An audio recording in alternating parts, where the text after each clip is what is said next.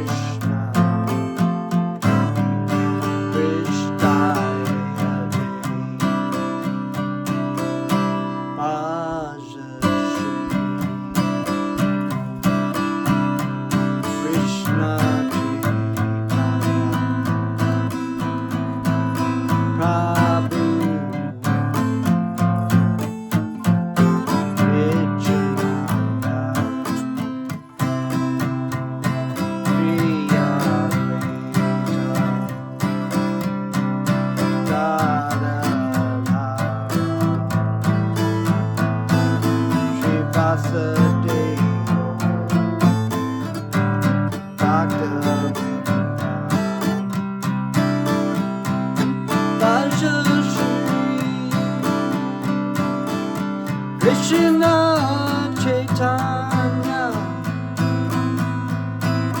Prabhu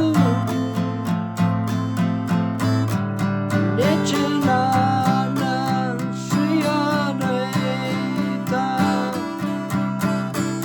Gadadhara Srivasudeva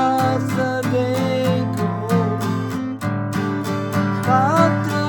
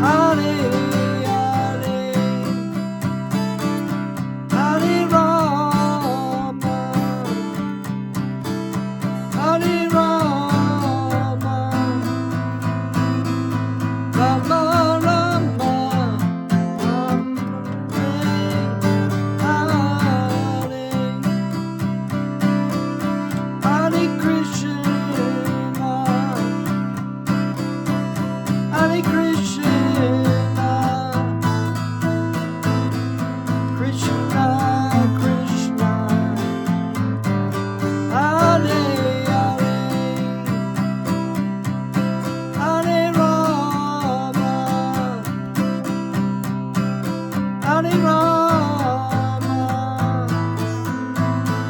Rama Rama,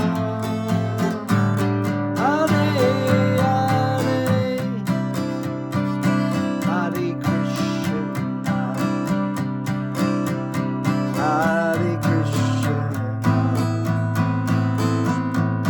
Krishna Krishna, Hare Hare Rama, Hare Rama,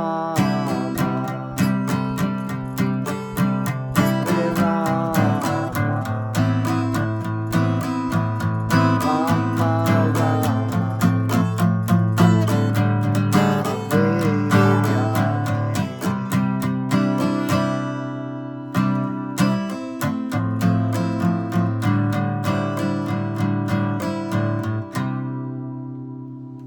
Haribo.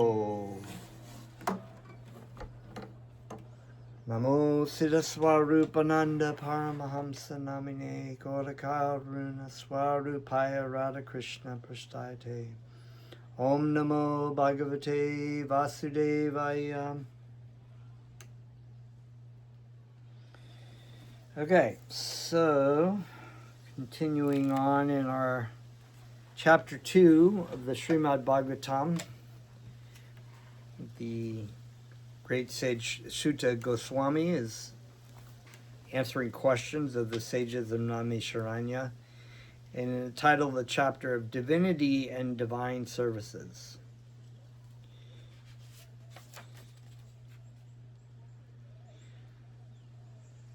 Talking about the importance of offering obeisances unto the Supreme Personality of Godhead before we read the Srimad Bhagavatam. Text 6, Sai Savai Pumsham Paral Dharmo Yato Bhaktir Adhok Shaje Ahai Tuk Apriti Hata Yayatma Suprasidati Saha, that vai, certainly, Pusham, for mankind, Para, sublime, Dharmala, occupation, Yata, by which Bhakti, devotional service, Adhokshaje, unto the transcendence, Ahai Tuki, causeless, Apratihata, unbroken, Yaya, by which Atma, the self, Suprasidati, completely satisfied. Translation, text 6, chapter 2. Translation, the supreme occupation, Dharma, for all humanity, is that by which men can attain to loving devotional service unto the transcendent Lord. Such devotional service must be unmotivated and uninterrupted to completely satisfy the self. So there is in Sanskrit, there is a term of Sanatan Dharma, which means the eternal function. And this is a little different than the Dharma that we normally come across in Hindu literature as being one's duty or one's purpose or occupation or work. The function of the living entity is Sanatan Dharma. It's our eternal function to render loving service to God. And so this is why it says the supreme occupation, Dharma, for all humanity is that by which men can attain to loving devotional service unto the transcendent Lord. So we're uncovering our Sanatan Dharma by applying, in the Vedic system, it was to do your work, do your duty. This was the conclusion of Lord Krishna to Arjuna, that he should do his duty in the service of Krishna. And ultimately surrender to Krishna, and we come to know our eternal function, our Sanatan Dharma. In this statement, Sri Sutta Goswami answers the first question of the sages Naimisharanya. The sages asked him to summarize the whole range of revealed scriptures and present the most essential parts so that the fallen people in general might easily take it up.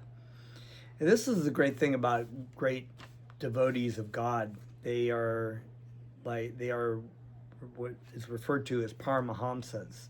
A Hamsa is a swan, and the swan can actually put its beak into the stem of the lotus flower and abstract the milk from the lotus flower, despite the impurities that go through it. And so a Paramahamsa is a great swan. In other words, he is capable of actually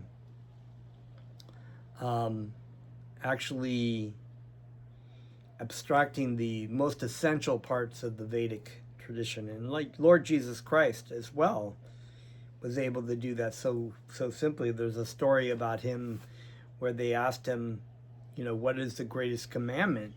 Basically, I think trying to trap him in saying one thing or another. And he actually took two spots from the Bible in the Old Testament, which were to love the Lord God with your whole heart and your whole mind and your whole being, and like unto it, love your neighbor as yourself. So here too, the sages are asking Sutta Goswami to summarize the essential and easiest parts for people in this age of Kali, who Kali was about to take place, and it would be an easy process by which people can come back to Krishna. The Vedas prescribe two different types of occupation for the human being. One is called Pravriti Marga, or the path of sense enjoyment, and the other is called Nivriti Marga, or the path of renunciation. The path of enjoyment is inferior, and the path of sacrifice for the supreme cause is superior. The material existence of the living being is a diseased condition of actual life. Actual life is spiritual existence, or Brahma Bhuta existence, where life is eternal, blissful, and full of knowledge. Material existence is temporary, illusory, and full of miseries. There is no happiness at all. There is just a futile attempt to get rid of the miseries, and the temporary cessation of misery is falsely called happiness. So there's the two witches of allurement, the mukti and the bhukti. So we want to enjoy things. We try to strive for enjoying these things, and we find that these things actually give us great suffering, so we try to get rid of these things, and there we go back and forth. And this life in material existence, spiritual life, is the actual blissful and eternal and full of knowledge. Material existence is temporary, so even if we get some pleasure out of it, it's just a temporary flash in the pan. Even we may meet some girl, it's really great at first, and then things just start to seep in, and you're like, ugh. You're like, the other girl over there looks a little bit fresher and more exciting. Illusory. The illusory, it's illusory and full of miseries. There is no happiness at all. There is just a futile attempt to get rid of the miseries, and temporary cessation of misery is falsely called happiness. Yeah. I think my godbrother Jivan Krishnadas used to say it really well when he would say, actually, there's very little of any happiness in a 24-hour period. You think, how am I really enjoying, what am I really enjoying in the last day or so? Was there any moment that was really just absolute bliss? No, it was usually a temporary cessation of misery. Like if you're tired, you get in your bed, you're like, oh, this bed is so nice, it's just wonderful sleep. No, you're just tired, so your body, you get your cessation from the tiredness.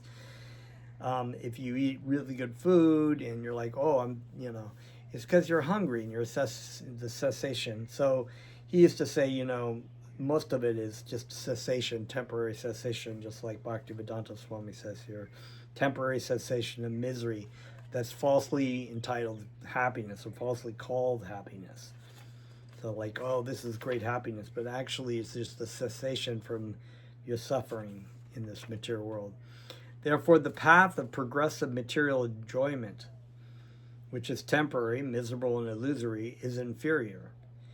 But devotional service to the Supreme Lord, which leads one to eternal, blissful, and all-cognizant life, is called the superior quality of occupation. Now notice that cognizant, the cognizant is being aware, that's the true woke. You're really woke there, more than any other kind of woke. Sometimes this is sometimes polluted when mixed with the inferior quality. So yeah, we were talking about the river or milk or things that are pure in their purest form. Like a river is very pure, the water is pure in itself, but you add pollutants into it, it becomes polluted. But the river itself is not polluted. Now there's a different gradation of pollutant. Maybe partially polluted, and sometimes maybe you may take some of the garbage out and it's less polluted. So this is what Bhaktivedanta Swami Prabhupada is saying, is that there's a mixed, so sometimes you're closer to Krishna because you're doing a certain service, but you still have certain kinds of material attachments. For example, adoption of devotional service for material gain is certainly obstruction to the progressive path of renunciation. And there are 4 kinds of men who come to chanting. One of them, I was thinking about this, one of them is the one who is in looking for material comfort, or like some kind of housing, and he comes to chanting, he's attracted to the chanting, but he also sees the material benefit of having a nice meal, maybe a place to stay, maybe association with friends. But this is actually better than not doing it at all. Renunciation or abnegation for ultimate good is certainly a better occupation than enjoyment in a diseased condition of life. Such enjoyment only aggravates the symptoms of disease and increases its duration. So, yeah, a lot of times people in the material world think that in order to be happy, we have to engage in sinful life. But actually, we withhold from the sinful life to avoid clean out the pollutants. We would think, oh no, it's actually a polluted state when I'm being repressed, and so therefore I should enjoy myself, because that's so it's like the opposite of what really is. Now you need to take the pollutants out by not just renouncing the material sense enjoyment, but by having a higher taste, by engaging in Krishna service. It's very difficult, as we found from the Bhagavad Gita, the message of the Bhagavad Gita, to actually just try to renounce things as a material kind of attempt, or an attempt by our own power or willpower or whatever, to just say, oh, I'm not going to do that. It's like, it's like you're sitting there, you're like, I'm not going to think about that beautiful girl and her beautiful body and the form she has that's so beautiful, and God, her breasts are so beautiful, but I'm not going to think about those beautiful breasts.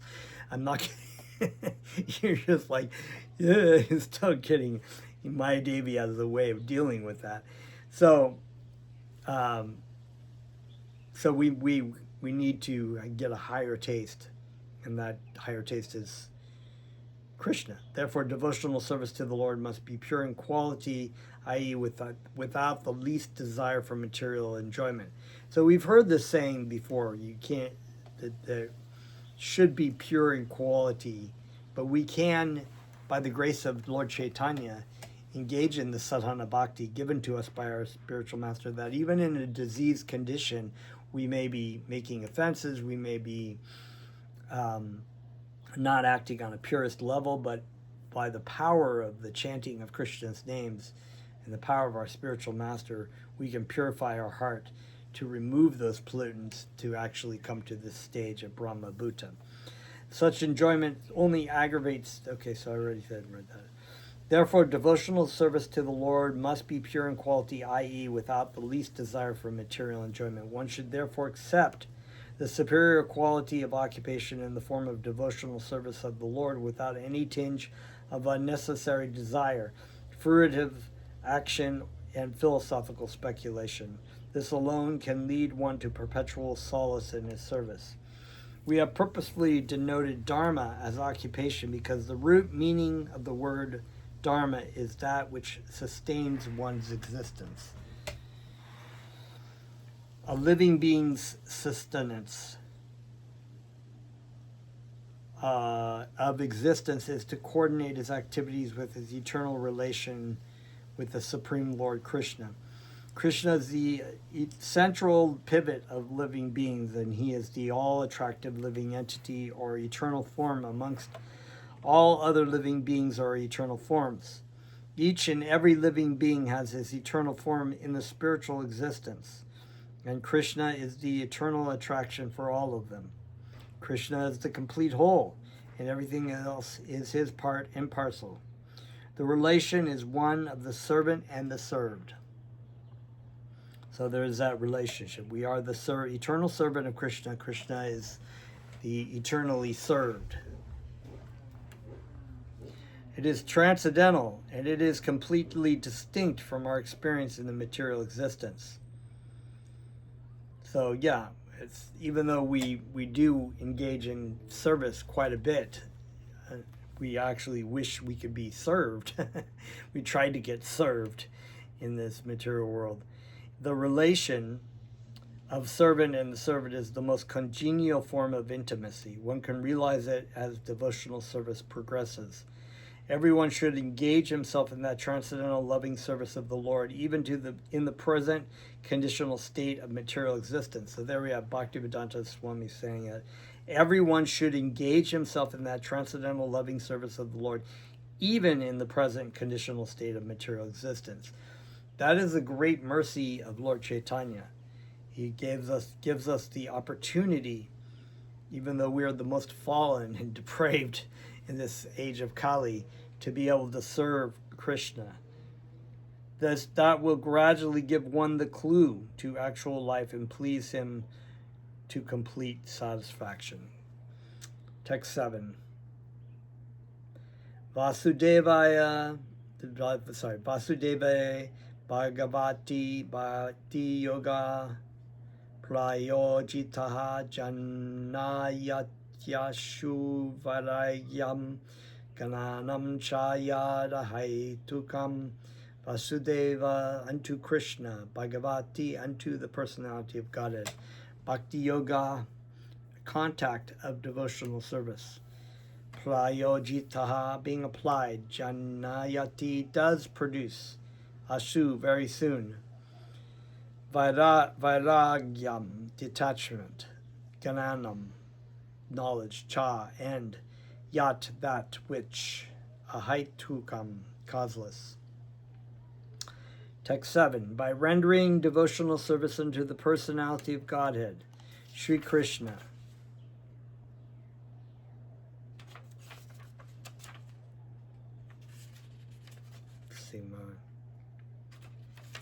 By rendering devotional service unto the personality of Godhead, Sri Krishna, one immediately acquires causeless knowledge and detachment from the world. So there it is. By rendering devotional service unto the Krishna, one immediately acquires causeless knowledge and detachment from the world.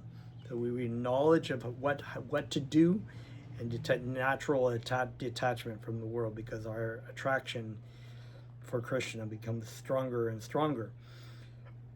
Purport: those who consider devotional service to the Supreme Lord Sri Krishna to be something like material emotional affairs may argue that in the revealed scriptures, sacrifice, charity, austerity, knowledge, mystic powers, and similar other processes of transcendental realization are recommended. According to them, bhakti, or the devotional service of the Lord, is meant for those who cannot perform the high-grade activities.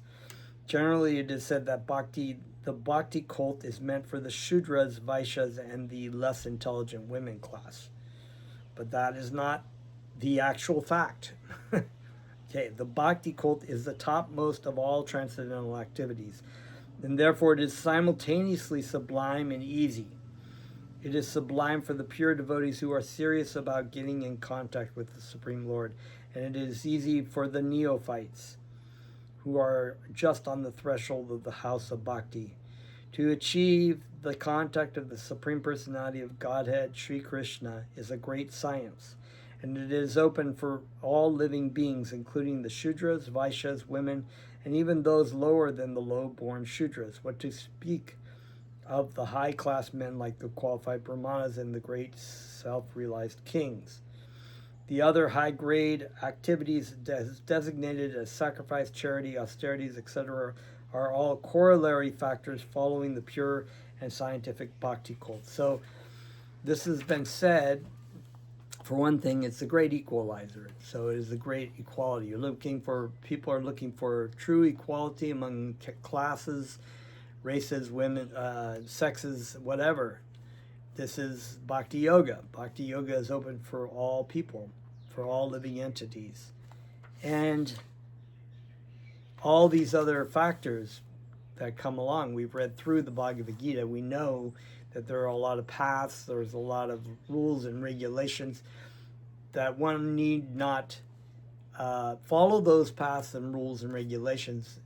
If they just surrender to the Supreme Personality of Godhead, then all those things will come along with them. And a perfect example of that is the Ashtanga yoga system, which used to be an elevating process by which one could take steps to achieve Krishna.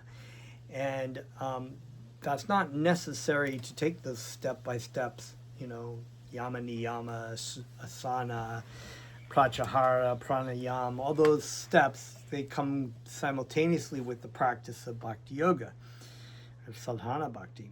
The principles of knowledge and detachment are two important factors on the path of transcendental realization. The whole spiritual progress leads to perfect knowledge of everything material and spiritual, and the results of such perfect knowledge are that one becomes detached from material affection and becomes attached to spiritual activities. So the true detachment, you have to be attached to something, right? So if you're detached to Krishna, you're attaching because you're getting a sweeter taste by being attached to Krishna. Becoming detached from material things does not mean becoming inert altogether, as men with a poor fund of knowledge think. That's what it's like, just going to meditate and not think of anything. I'm just thinking, I'm not thinking of anything, but you're thinking of not thinking of everything, So, you always have to act because the living entity is present. The living entity always needs some activity to do. Nishkarma means not undertaking activities that will produce good or bad effects. Negation does not mean negation of the positive. Negation of the non-essentials does not mean negation of the essential. Similarly, detachment from the material forms does not mean nullifying the positive form. It doesn't mean that we're not doing anything. We're actually doing what's positive, what's going to be beneficial for the living entity, not what's not beneficial. The bhakti cult is meant for realization of this positive form. See, it's important to remember that the essence of bhakti yoga, the philosophy of understanding this material world, is that we are all doing the wrong thing. We're doing the wrong thing by misidentifying with our body and our desires and everything that comes with it, and acting upon the pursuit of the satisfaction of this body and mind. This is actually, and we are told that this is what in society that we are. What's the word?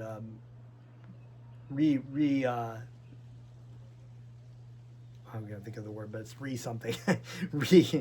We're basically reminded that over and over again in society that this is what we should be doing, but actually it's like saying just paddle faster while we're heading over a waterfall.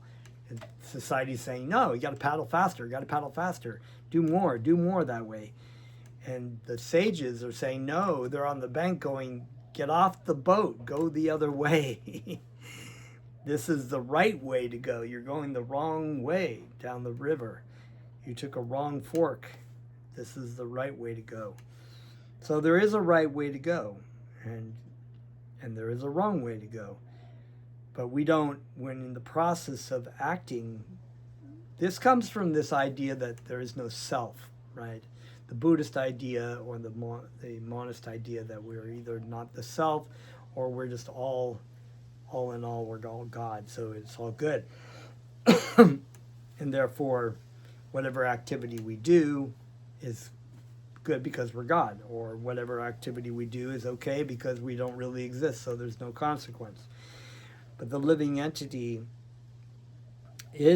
does exist and does have a function, an eternal dharma to do, and this is what they should be doing and not other things.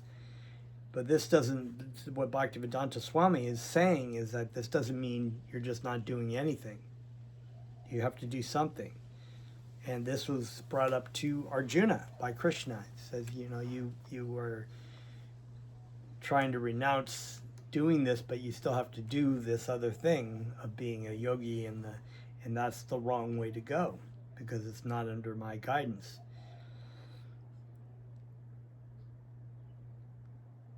Negation of the non-essentials does not mean negation of the essential. Similarly, detachment from material forms does not mean nullifying the positive form.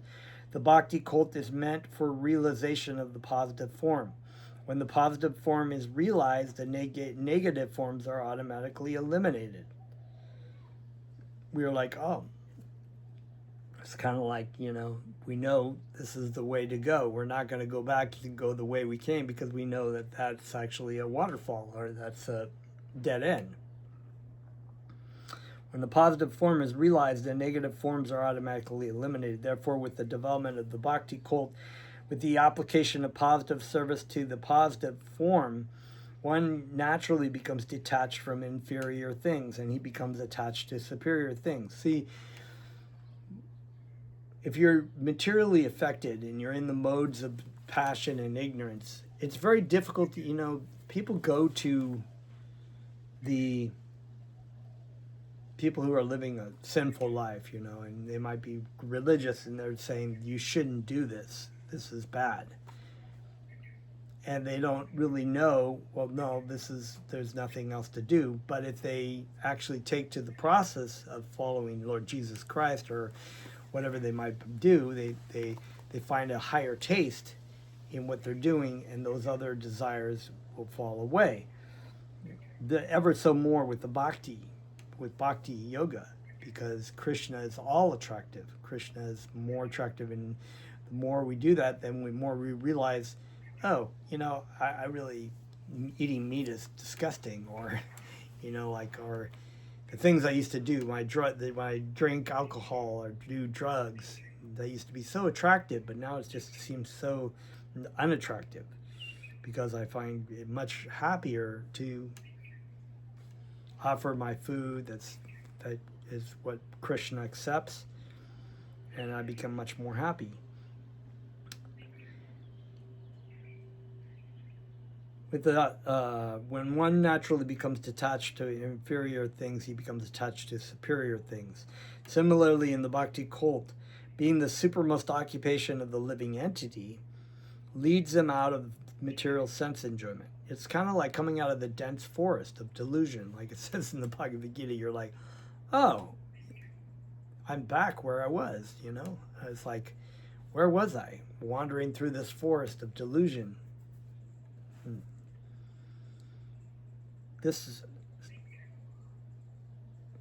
That is a sign of a pure devotee. He is not a fool, nor is he engaged in the inferior energies, nor does he have material values.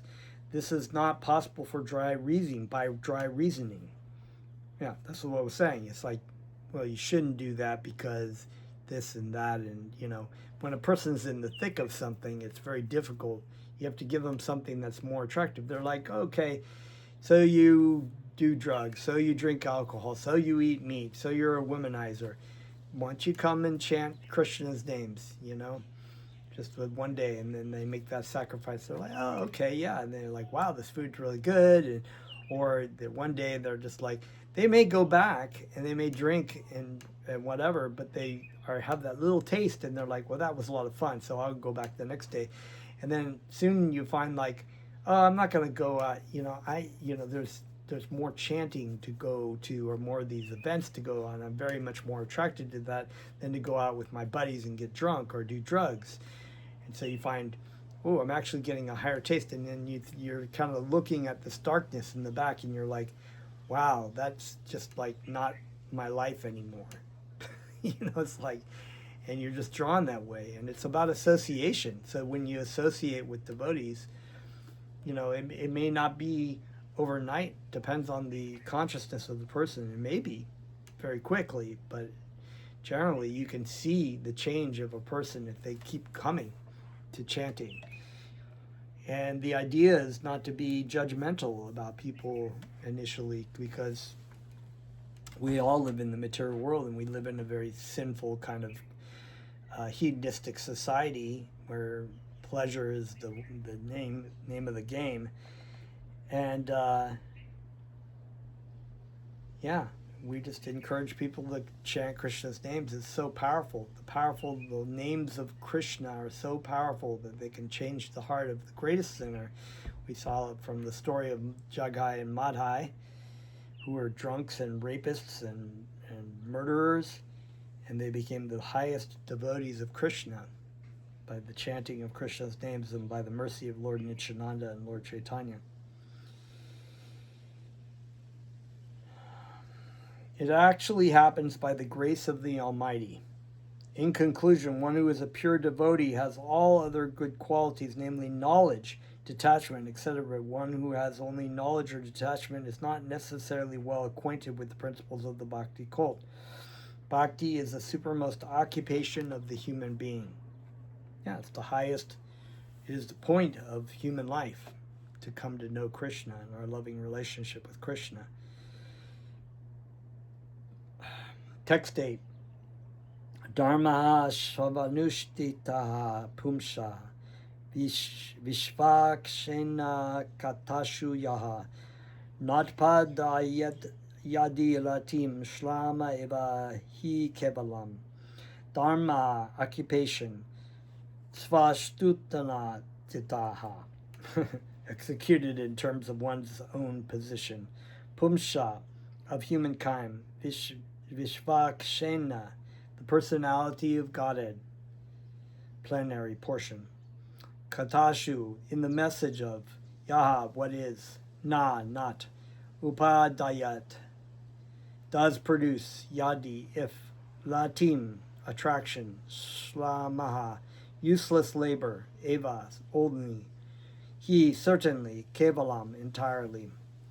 Text 8. The occupational activities a man performs according to his own position are only so much useless labor if they do not provoke attraction for the message of the personality of Godhead. So it's not enough to just do your occupational duty, just as a matter of doing it. And this is what Krishna was telling Arjuna in the Bhagavad Gita.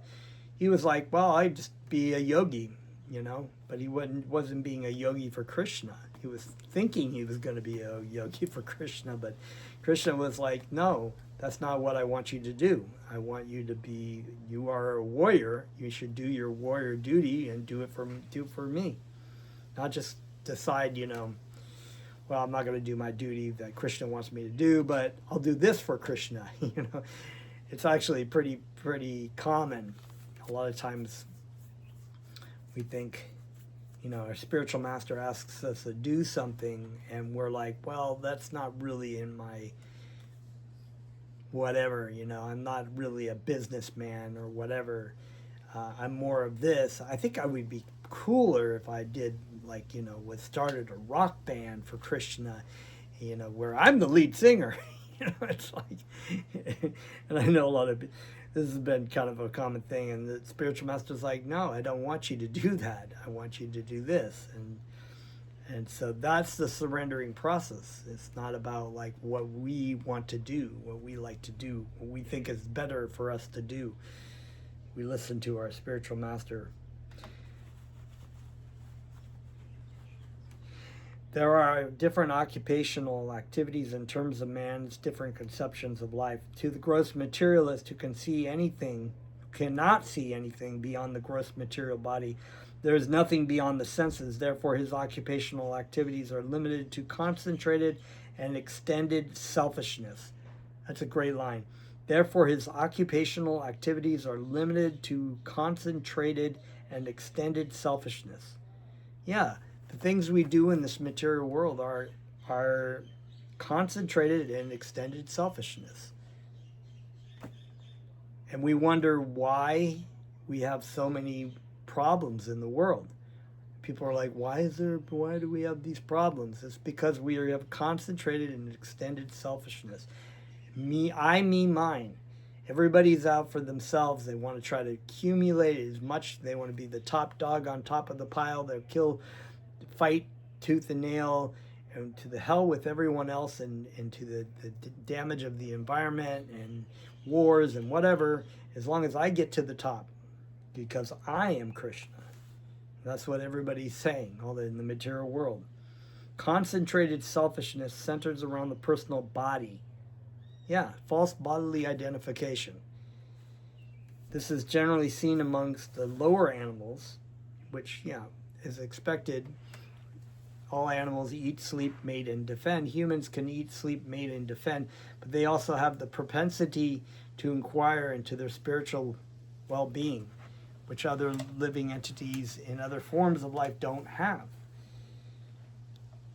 Extended selfishness is manifested in human society and centers around the family, society, community, nation, and world with a view to gross bodily comfort.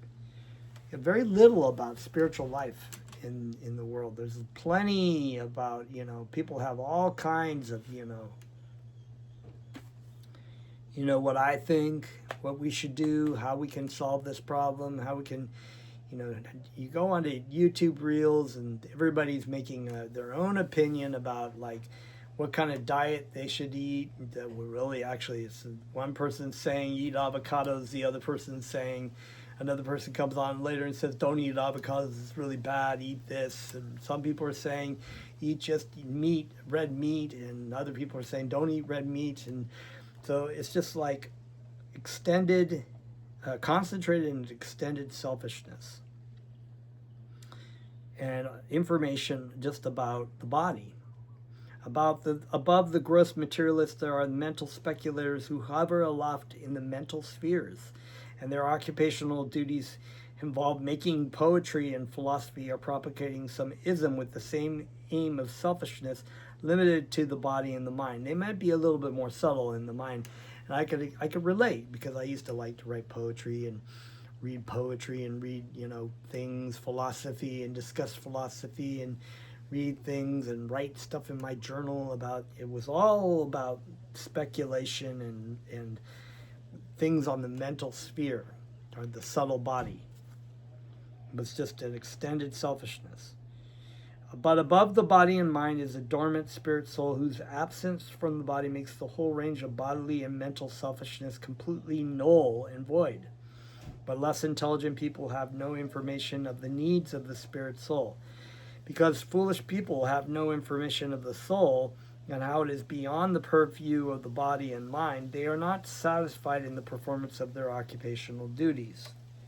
So they're not satisfied. People are not satisfied. They're just like going through life, trying things out, and then they do that, and they're just like, it's not satisfying them, and they, maybe I need to do this and do that, and there's just, once again, the social media and YouTube channels make it so that people have the, what you should do?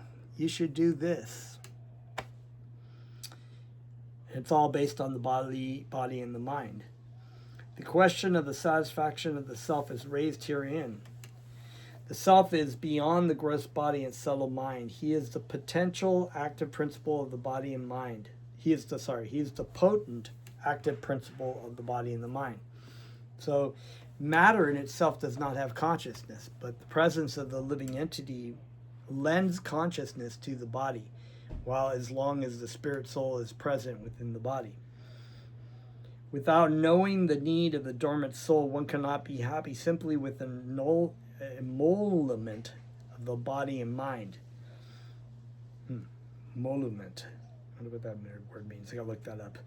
The body is Bhaktivedanta, using words I don't even know. The body and the mind are but superfluous outer coverings of the spirit soul.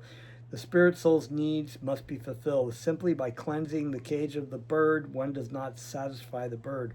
One must actually know the needs of the bird himself. So here Bhaktivedanta Swami is something that I've heard, and my spiritual master has said also, we spend so much time, just like we work with our body and our mind, we work with the cage, clean the cage, paint it gold and silver, and meanwhile the bird, we're not feeding the bird. We're not dealing with the living entity. We're not giving spiritual food for the living entity, but we're engaging simply in the material level, and the bird itself is dying. The need of the spirit soul is that he wants to get out of the limited sphere of material bondage and fulfill his desire for complete freedom. So that is the real need of the living entity, but it is covered by all this desire in the material